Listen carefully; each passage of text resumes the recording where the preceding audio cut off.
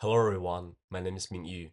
Today I will be discussing the collapse of the Huizi, one of the earliest examples of government-issued paper money during the Southern Song dynasty in China.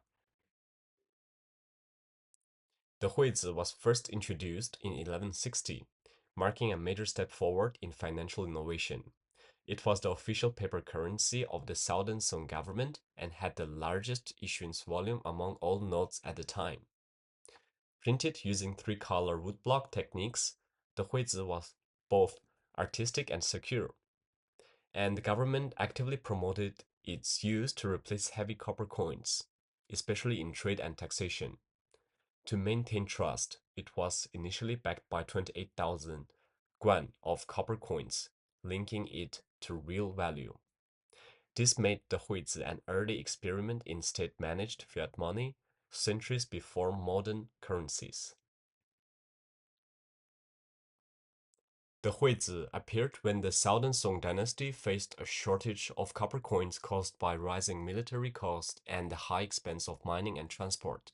To solve this, the government introduced a centralized paper currency based on earlier merchant notes called jiaozi, aiming to support trade and ease fiscal pressure. Each huizi issue lasted about 3 years under the jie system, where old notes were withdrawn to control supply. This half coin, half note policy was an early attempt to prevent inflation. However, as the system expanded from Linan to Jiangnan, Zhejiang, Hunan, and Hubei, the government lost control. Despite strict exchange rules, counterfeiting spread rapidly. By the mid-1200s, wars with the Jin and Mongols drained finances, and government abandoned the jie system, printing money freely. This caused hyperinflation. A 200-string note could barely buy straw sandals, and trust collapsed. Attempts at reform, such as issuing guanzi notes, failed. When the Yuan dynasty rose, it launched new paper money but repeated the same mistakes. The huizi remains a lasting lesson on the dangers of overissuance and poor monetary controls. So, why did the huizi collapse? Was it the structure or the management?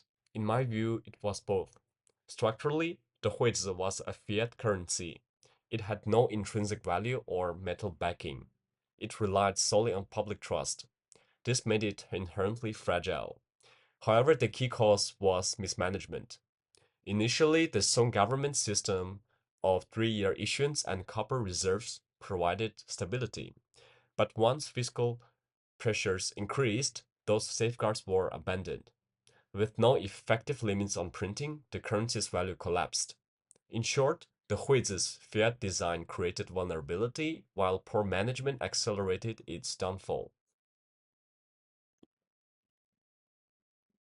Now, could Bitcoin have prevented what happened to the huizi? Possibly, at least in part. In terms of issuance, Bitcoin supply is permanently kept at 21 million coins, so overprinting is impossible. This alone could have prevented the huizi's inflation. Unlike the huizi, Bitcoin is decentralized. No single government or authority controls it. Every transaction is verified by the network, making manipulation extremely difficult. Both currencies are not asset-backed, but Bitcoin's value is built on cryptographic trust and a transparent blockchain ledger, rather than on political authority. It also offers high liquidity and fungibility. Every Bitcoin is identical and globally transferable. However, Bitcoin also introduces new challenges. Its price volatility, energy use, and limited everyday adoption mean it isn't yet a perfect replacement for stable money. Still, it offers an important technological safeguard against the kind of monetary abuse that destroyed the huizi. So overall, the huizi shows that even the earliest paper currencies struggled without control and trust. Bitcoin fixes some of these issues through technology, but stability still depends on disciplined management. That's the key lesson from this history.